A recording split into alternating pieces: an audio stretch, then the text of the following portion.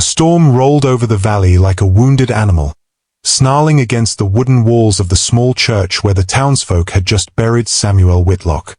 And at the far end of the muddy road, half hidden beneath the brim of a soaked, black bonnet, his widow stood completely alone. Her dress clung to her from the rain.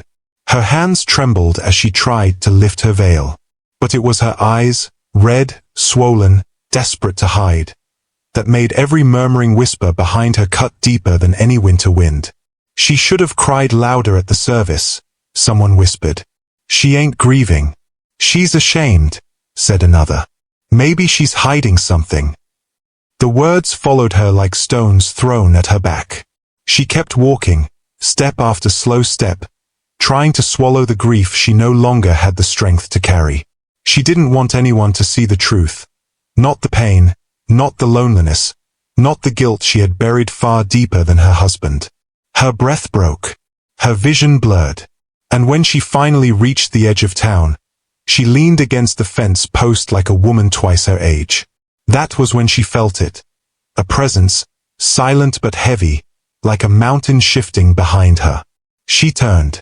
Standing a few paces away was Elias Crow, the mountain man who rarely came down from the ridge. Tall, weather-beaten, shoulders broad enough to block the wind. His hat dripped with rain. His eyes, deep, storm-gray, studied her with an intensity that made her heart stumble. She wiped her face quickly, pretending the rain was the only thing wetting her cheeks. "Don't," Elias said quietly. "Don't what?" she whispered. "Hide it." Her breath caught. No one in town had looked at her like that. Not with judgment, not with pity, but with understanding. As if he saw every tear she had swallowed, every rumor she had endured, every secret she had tried to bury. "You don't know me," she said, her voice cracking despite her effort to hold it steady. His jaw tightened. "I know what it looks like," he said softly, "when someone's trying to break, and can't afford to." A fresh tear escaped her eye. She turned away quickly, ashamed it had slipped. He stepped closer, not invading, not demanding, just close enough that she wouldn't collapse alone. "Mrs. Whitlock," he said, voice low and certain. "You don't have to pretend with me." Her breath shivered. Her fingers clenched around the fence post. And for the first time that long, brutal day, she felt the truth she hadn't dared admit. She wasn't just grieving her husband's death. She was grieving the life she had never truly lived. The life she feared the town would never let her live. And somehow, he saw all of it. The rain eased, but the chill deepened, crawling under her dress like cold fingers made of shame. The townsfolk drifted away from the churchyard, umbrellas bending under the storm wind, voices fading, but not before leaving their final stinging whispers behind. She married Samuel for security. She's secretly relieved he's gone. Her tears ain't for him, they're for herself. Every word felt like a nail hammered into her spine. She stayed facing the fence, her back to Elias, because she didn't want him to see her face crumble. She wished he'd just walk away. Let her drown quietly in everything she'd held inside for years. But he didn't. Elias Crow didn't move. He stood there like a silent sentry, rain running down the edges of his coat, the muscles in his jaw flexing as if he could hear every cruel word drifting from the direction of town. When she finally forced herself to breathe again, she whispered, "They think they know me." He didn't speak, just wait, letting her finish, letting her gather the pieces of her voice. "They never saw what happened behind our door," she continued. "They never knew the truth of my marriage. They don't know why I kept quiet." Elias's eyes sharpened, not in shock, but in understanding, as if he had suspected long before she ever said it. "They don't need the truth," he murmured. "Truth never mattered to them." "Then what does?" she asked, bitterness slipping out. His gaze moved past her, toward the people scattering along the muddy road. "Control," he said, "keeping you in your place, keeping the story the way they like it." She swallowed hard, her throat tightening. "The whole town says I wasn't a good wife," she whispered. They say I didn't love him. A beat. They don't know the things he... Her words snapped closed. She hadn't meant to say even that much. Elias took one slow step closer. Not touching her. Not pushing. Just being there. Mrs. Whitlock, he said, voice steady. I don't need the details to know your tears ain't about grief. They're about relief. And the guilt they're forcing on you for feeling it. Her breath hitched. Shock. Recognition. Pain. All tangled together. She turned to him then, not fully, just enough to see the contour of his face through the rain. You shouldn't say things like that, she whispered. If anyone heard you. They won't. His voice cut through her fear gently but firmly. And even if they did, I'm not beholden to anyone in that town. She exhaled shakily. Of course he wasn't. That's what made him dangerous to them, and safe to her. Why do you care? She asked quietly. You don't even know me. He studied her for a long, heavy moment. The kind of look that peeled back every lie, every bruise, every buried truth. I care, he said softly, because you look like someone who's been alone a long time, even when people were standing right next to you. Her stomach twisted. Her heart throbbed painfully. No one's ever said that to me, she whispered. He tipped his hat slightly forward, water dripping from its brim. That's because no one's been looking. The wind rose again, carrying with it the scent of pine and faraway smoke, the mountains calling him home. But Elias didn't leave. Not yet. Not while she stood there trembling, exhausted, half-broken, pretending she could carry all of this alone. You shouldn't walk home like this, he said, voice softening. Not today. I'll manage, she tried, but the truth shook in her voice, thin and fragile. And Elias Crow heard it. He always did. The road from the church to her home stretched long and empty, two thin tracks carved into wet earth. A widow's path. A lonely path. A path nobody cared enough to walk beside her. Nobody except the man standing behind her now. Elias didn't ask again. Didn't argue. Didn't insist. He simply stepped to her side, matching her posture, waiting for her to decide if she could bear walking alone one more time, or if she was finally too tired to pretend. Mara wiped her cheek with the back of her hand, smearing rain with tears. I don't want to be a burden, she whispered. You're not, Elias replied. 2 words. Solid. Certain. She hated how much she needed to believe him. The mud sucked at their boots as they started walking. The world felt strangely silent. No birds, no wagons, not even the distant clang of the blacksmith's hammer. Just the steady rhythm of their footsteps and the soft rustling of leaves trembling under the rain. Mara kept her eyes on the ground. It was easier than facing the truth in his. You shouldn't be seen with me, she murmured. People will talk. They already talk, Elias said. And it doesn't change a thing for me. You'll be dragged into my reputation, she warned. That doesn't scare me. That's because you don't know what they say. He stopped walking. She took another step before realizing he had halted. When she turned back, Elias stood in the middle of the path, rain dripping from his coat, his expression unreadable but intense.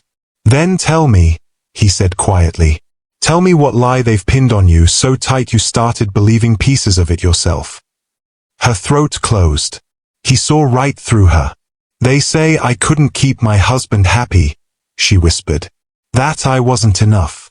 That's why he looked elsewhere. A muscle in Elias's jaw twitched, slow and cold. That a fact? He asked. No, she said, voice cracking. But truth doesn't matter here. Only gossip does. He stepped closer, boots splashing in the puddle between them. Mara, he said, her name a low rumble that warmed something deep inside her. A man wandering off ain't proof a woman failed. It's proof he did. Her breath stuttered. No one had ever defended her like that. Not even Samuel, not really. Elias continued walking, and she followed, something inside her loosening with each step. As the road curved toward the small rise where her house sat, she felt the weight of dozens of unseen eyes behind shuttered windows. The town watching, judging, damning her all over again. She shrank unconsciously. Elias noticed. "Let them stare," he muttered. "They ain't worth the breath it takes to explain yourself." She almost smiled, a small, tired flicker of it. "Elias, people here hold grudges longer than winters." "I can carry one longer," he replied, voice dry but edged with truth. Despite everything, the rain, the grief, the humiliation, her heart stuttered with something dangerously close to laughter. But just as they reached her front gate, her legs faltered. A tremor ran through her body, grief, exhaustion, and something she'd held in for too long. She swayed. Elias caught her elbow instantly, steadying her with hands firm and careful. Like she was something breakable he refused to let fall. "You haven't eaten since morning, have you?" he asked. She didn't answer. Her silence was answer enough. "Let me get you inside." "I'm fine," she lied weakly. "You're not." For a moment, all she could see was the worry in his pale eyes. Real worry. Not judgment. Not pity. Something warmer. Stronger. Something she hadn't seen in years. She nodded once, small, surrendering. And Elias Crow opened her gate like it was the most natural thing in the world to take care of a woman everyone else had turned away from. The house greeted them with silence, a heavy, suffocating kind that lived in old walls and stayed long after the shouting stopped. Mara pushed the door open with trembling fingers, stepping into the dim room that smelled faintly of cold ashes and abandoned meals. Elias didn't cross the threshold at first. His eyes moved slowly over the doorway, the scuffed floors, the empty hearth, absorbing every detail like a man reading a past written in bruises. "Light a lamp," he asked gently. Mara hesitated. She hated how dim the house was, how it felt like a tomb holding secrets she didn't dare admit aloud. But she struck a match, lighting the small oil lamp on her table. The golden glow filled the room, spilling softly across the furniture Samuel had chosen. Heavy, dark, imposing. Elias stepped inside. And the first thing he noticed wasn't the cracked window or the cold hearth. It was her mattress on the floor. Not the bed. Not the one in the corner that still held the impression of a man who slept with his back to her. But the floor. He looked at it for a long time before speaking. "You sleep down here." His voice was low, almost controlled too tightly. Sometimes," she whispered. Another lie she wasn't strong enough to carry anymore. "Why?" No anger. Just quiet, solid concern, deadlier than any shout. She swallowed. Her throat felt raw. He preferred his space. Elias's jaw tightened, not in disbelief, but in recognition of exactly what that meant. He walked farther into the house, taking in the uneven floorboards, the locked cupboard, the chair with one leg reinforced by rope. Marks. Signs. Proof of a life lived under someone else's shadow.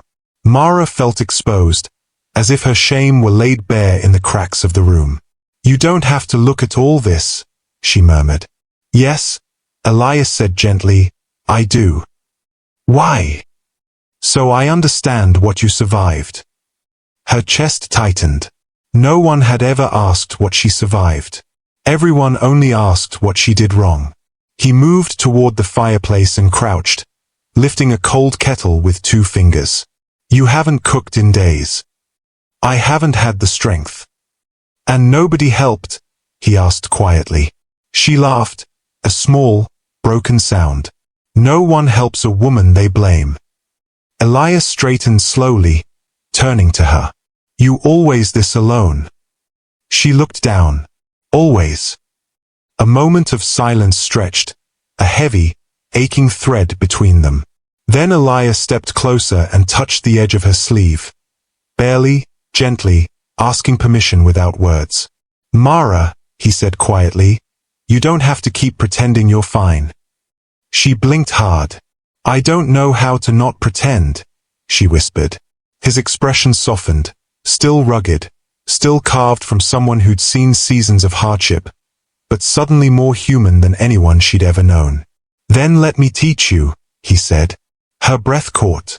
Before she could find a reply, another tremor racked her body, exhaustion pulling her down. Elias caught her shoulders instinctively, steadying her again. You need to sit, he said. No arguments. She didn't argue. Couldn't. He guided her to the chair, the only one that didn't wobble, and then moved around her kitchen with calm, purposeful motions. He didn't ask where things were. He found them. The kettle. The dry tea leaves. The last crust of bread she'd pretended she didn't miss. He moved like a man who'd taken care of himself, and others, for a long time. You're doing too much, she whispered, guilt rising. Not enough, he said softly. When he placed the warm cup in her shaking hands, something inside her cracked. Not pain, not grief, but the unbearable feeling of being seen and helped without being asked to earn it. No price. No judgment. Just care. She met his eyes. For the first time, she didn't look away. The tea warmed her hands, but not enough to stop the trembling in her fingers.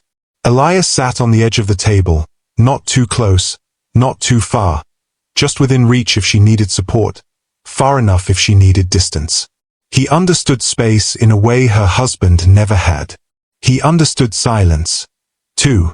He didn't rush her, didn't fill the room with empty words or nervous noise. He just stayed there, steady as the mountains he came from, giving her something solid to lean against while she tried to remember how people were supposed to breathe after years of being afraid.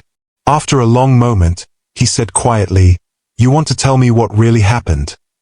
Not demanding, not prying, just asking, like a man offering his shoulder in the dark. Mara stared into her cup. The rising steam blurred her vision. They think Samuel was a good man, she whispered. You heard them today. Elias nodded once. He had. But his expression didn't shift. No disgust, no surprise. Just patience. They don't see what people like him become inside a closed house, she continued. They only see what he let them see. Her throat tightened, but the words kept pushing. He was respected, charming, polite. But at home, she let out a breath that shook. At home he treated me like a stain he couldn't scrub out. Elias's hands closed loosely over his knees. Not fists. Just controlled tension. A storm held inside a cage. Mara took another shaky sip. He blamed me for everything. A burnt supper. A creaking step. A bad harvest. Said I made him look weak. That my presence embarrassed him. He told me once he regretted marrying me. Said I wasn't the woman he thought he deserved. Her voice dropped. Then he stopped talking altogether. Weeks of silence. Doors locked from the outside. Nights sleeping on the floor because he said I didn't belong in the bed he paid for. Elias exhaled through his nose. Slow, purposeful. Like a man trying very hard not to break something. She forced a small smile that collapsed instantly. But I stayed. Because where else would a woman like me go? My family's dead. The town thinks I was a burden. And Samuel made sure I believed that too. Silence filled the room again. But this one was different. Heavy. Protective. Honest. Mara, Elias said softly, a man's cruelty isn't a mirror. Doesn't show your worth. Only his rot. She looked up, eyes red and shining.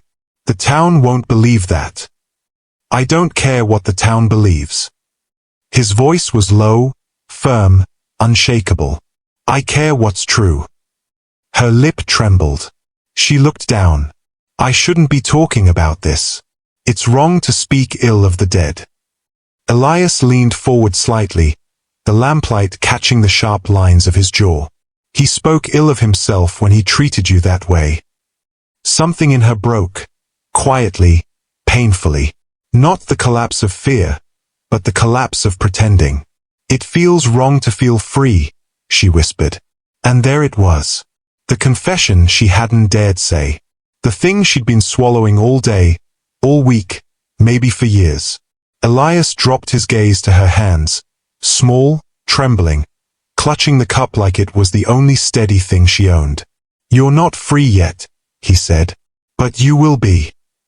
She blinked slowly. "How?" He held her eyes then, steady and unflinching. "Because I'm not letting them tear you apart to protect a dead man's reputation." Her breath hitched. She felt something unfamiliar bloom beneath her ribs. Something warm, something terrifying, something dangerously close to hope. Outside, the storm eased. The wind softened. The night shifted. Inside, the mountain man's promise hung in the warm lamplight like a vow. The storm passed by late evening, leaving the world outside slick and unnervingly quiet. The kind of quiet that didn't feel peaceful, but watchful. Mara sat by the window, fingers curled tight around the cup Elias had given her, staring at the muddy road that led to her door. A road she suddenly feared. Not because Samuel might return, he never would, but because the people who'd worshipped him would. Those who needed someone to blame, someone to punish, someone easy. The widow, the quiet one, the one who never fought back. Elias watched her from the corner of the room, arms crossed over his chest, his presence filling the small house without suffocating it. He studied her the way a man studies a map before choosing a path, carefully, with intent, seeing the places where the earth was soft and the rocks were sharp. "Someone's coming," she whispered. He didn't ask how she knew. He stepped to the window and followed her gaze. Two figures trudged down the muddy road, Reverend Miles and Joseph Tanner, Samuel's closest drinking partners. Men who'd praised Samuel publicly and excused him privately. Men who never liked Mara because she never played the part they wanted her to. Mara's breath caught. "I can't face them alone." "You won't." Elias's voice was calm, almost unbearably steady.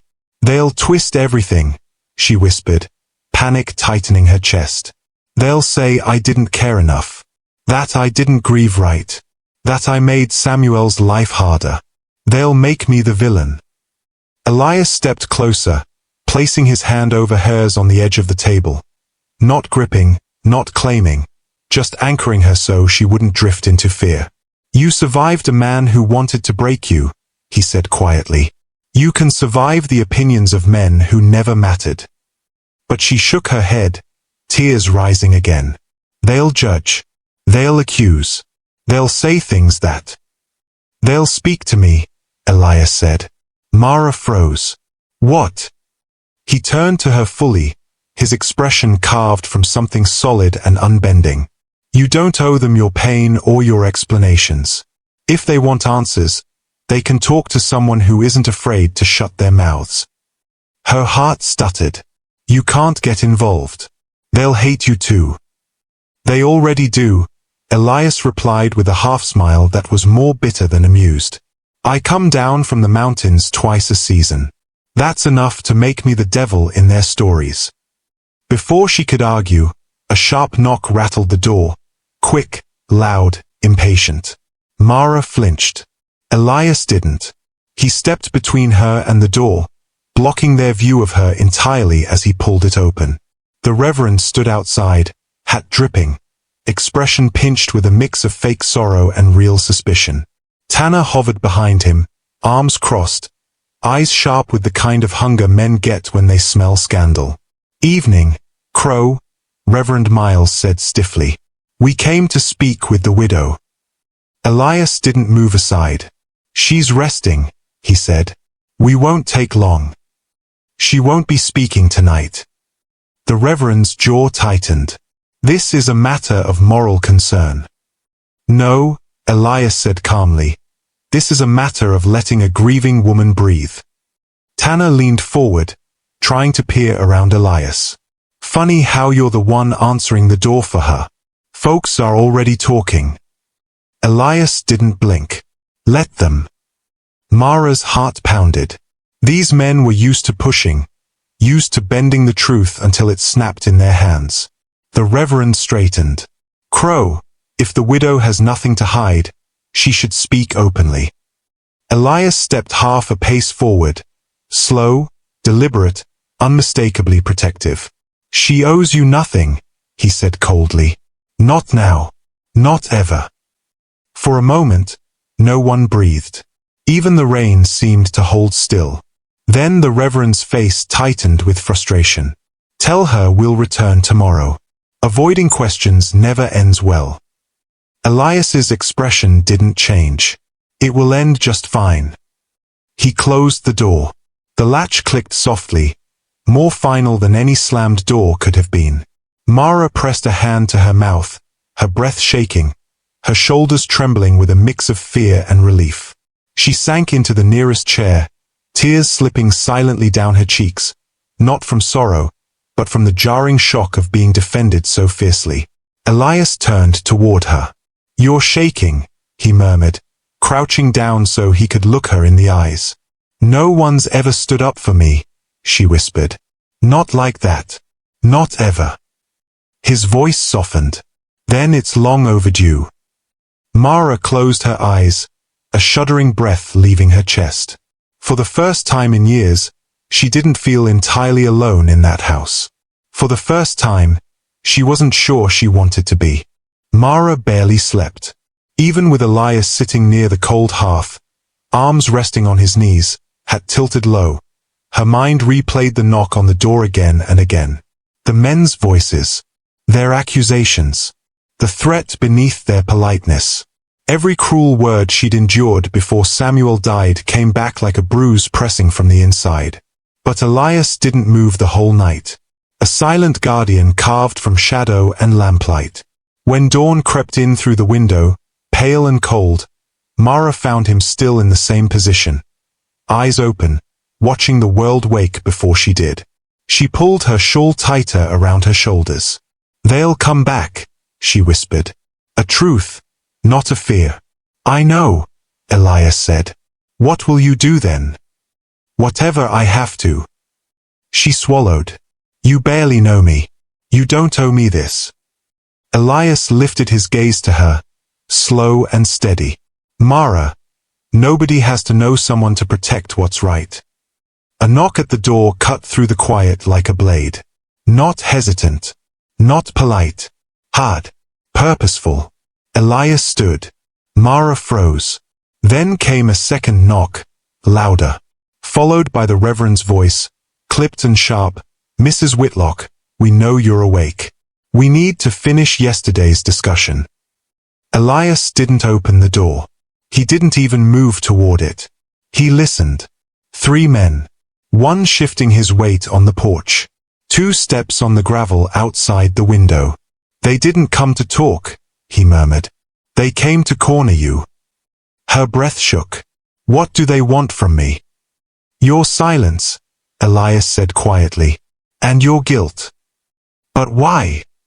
He turned to her fully. Because Samuel held this town by the throat. They need you to grieve the way they expect.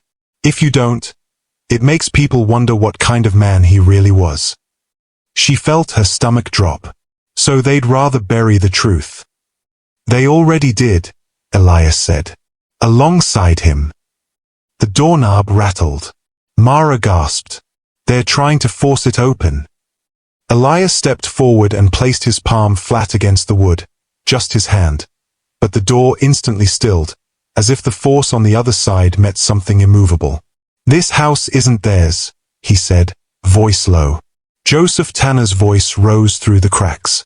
We want to speak to the widow. You got no right to keep her from us. Elias's voice dropped into a cold that could cut bone. You're not speaking to her. Not now. Not ever again without her wanting it. Reverend Miles tried again, voice trembling with false authority. She must answer for her behavior. People are questioning. That's their problem, Elias said. She embarrassed her husband. She.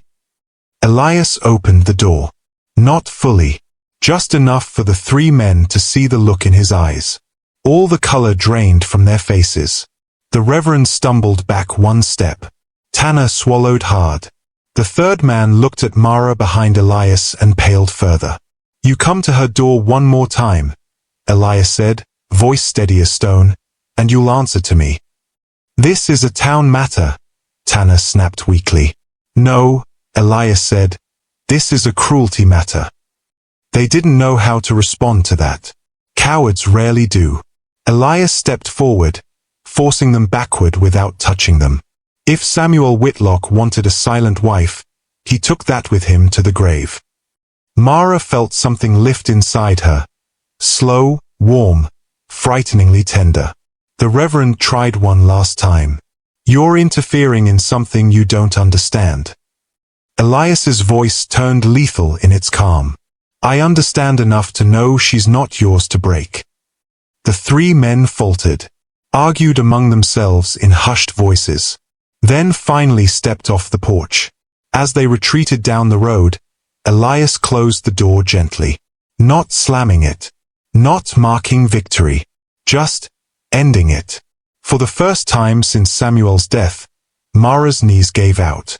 She slid into the chair, breaths coming too fast. Elias knelt beside her, steady hands hovering just above her shoulders. Close, but not touching yet, waiting for permission. "Mara," he said softly, "you're safe. I'm right here." Her voice cracked. "They won't stop." "They will," he said. "If they don't, then I'll stop them." She looked at him then, really looked. At the man who had stood at her side when the whole town wanted her crushed. At the only person who had listened. The only person who hadn't expected anything in return. "Why?" she whispered again. A question that held everything. He held her gaze, long enough for the truth to become clear. "Because," Elias said softly, "you deserved someone to see you long before I ever did." And for the first time, the tears that fell from her eyes weren't from grief. They were from being defended. Finally, fiercely, completely. For the rest of the morning, Mara sat in her quiet kitchen, her hands wrapped around a cup she wasn't drinking from, her thoughts spiraling between fear and a strange, trembling sense of relief. Every time her mind returned to the faces on her porch, tight with judgment and entitlement, she felt her breath quicken. But every time she remembered Elias standing between her and those men, calm as a winter cliff, something inside her loosened again. Elias didn't hover. He didn't pace. He didn't fill the room with noise like Samuel always had. He simply existed nearby, splitting wood in the yard, repairing her broken fence rail, checking the road with a hunter's quiet intuition. It was the presence of someone who understood danger and did not fear it. Someone who protected without boasting. Someone who waited for her to come back to herself. By midday, the sun had burned away the morning frost, and Mara found him near the well, adjusting the rope for drawing water. He looked up when he sensed her, not surprised, not impatient. Just there. "I'm sorry," she said, though she didn't know why. "For what?" he asked gently. "For needing help." Elias's expression softened, a rare warmth in eyes usually carved from stone. "You don't owe anyone apologies for being hurt, Mara. Least of all me." She stepped closer, her breath visible in the cool air. "What happens now? They'll spread stories. Twist everything. They'll make people turn against me." "They already did," Elias said. "But that's going to mean less and less to you from this day forward." Mara looked down. "I don't know how to start over. I don't know who I'm supposed to be now." Elias studied her the way a man studies changing weather. Quietly, seriously, with a strange kind of reverence. "You can be anything," he said. "You were never the problem. The story they wrote for you was." She felt something shift inside her then. A realization as soft as a breath, as fierce as a heartbeat. For the first time in what felt like years, the weight on her chest loosened just enough for her to inhale fully. Elias stepped closer, not imposing, not demanding, and waited until she met his gaze. "You asked last night why I saw the truth in your eyes," he said quietly. "It's because I know what it looks like when someone survives in silence. I spent years doing the same. His confession shook her more than the morning's confrontation. You? She whispered. But you're a man who learned to disappear, Elias finished. Different reasons. Same kind of pain. The wind rustled the dried leaves around them. Mara's fingers tightened around the fabric of her shawl. What did you do? She asked softly. I walked away, he said. And I promised myself I'd help anyone else who needed to walk away too. She felt her throat tighten. Is that why you came yesterday? No, Elias said, and his voice dropped to something she felt rather than heard. I came because when I saw you crying in that churchyard, I knew you weren't meant to carry everything alone anymore. Not if I could help it. He said it without shame, without hesitation, without the fear of being misunderstood, and she felt the truth of it settle deep into her bones. Comforting, grounding, terrifying. Elias, she whispered, but he shook his head gently. I'm not asking anything of you, he said. Not now. Maybe not ever. I just want you safe. After that, the rest is yours to choose. Mara looked out at the road stretching toward town. The same road that had carried all her pain to her doorstep. Today, for the first time, she didn't feel chained to the dirt beneath her feet. What if I wanted to leave all this behind? She asked quietly. Not tomorrow. Not soon. But eventually. Elias didn't breathe for a moment. Then, slowly, he nodded. Then I'd walk with you, he said. As far as you'd let me. Her breath caught. Not a claim. Not a demand. Just a promise. The kind she had never received from any man in her life. The drifting clouds shifted, letting a shaft of sunlight fall across her yard, soft and warm. The world felt bigger than it had that morning, as if the horizon had widened just enough for hope to slip through. She stepped closer until she could feel the heat radiating from his coat. She didn't touch him. She didn't have to. Standing that near to a man who meant every word he spoke was already more than she'd dared imagine. Thank you, she whispered, for seeing me, for believing me, for staying. He lowered his head slightly, his voice almost an exhale. I'm not going anywhere. And for the first time since Samuel's shadow had been lifted from her life, Mara felt something impossible settle in her chest. Peace. Not the quiet kind that comes from hiding, but the fierce kind that grows from being finally understood. As the wind moved through the trees and the last of the sunlight warmed her porch, Mara realized something simple and seismic. She hadn't just survived another day. She had begun her first one. And Elias, silent, steady, unasked for but desperately needed, was the reason she believed there could be more.